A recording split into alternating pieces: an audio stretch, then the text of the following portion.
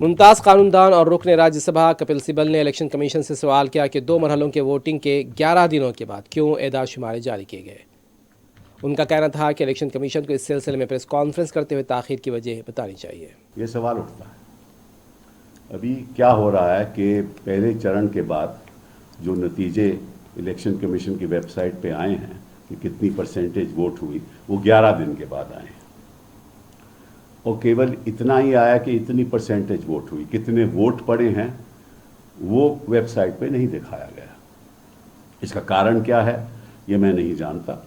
और कुछ लोग कहते हैं कि इसमें कोई आपको विश्वास रखना चाहिए कि ये जो कहा गया है वो सही है। हम विश्वास रखेंगे, लेकिन इतना ज़रूरी है कि इलेक्शन कमीशन को एक प्रेस कॉन्फ्रेंस के द्वारा ये बताना चाहिए कि 11 दिन क्यों लग गए। क्योंकि मैंने कई पूर्व इलेक्शन कमिश्नर से बात की है, उन्होंने कहा है कि हम जब इलेक्शन कमीशन में थे तो तुरंत या तो उसी शाम को या अगले दिन सुबह वेबसाइट पे नतीजे आ जाते थे कि कितने लोगों ने वोट किया है।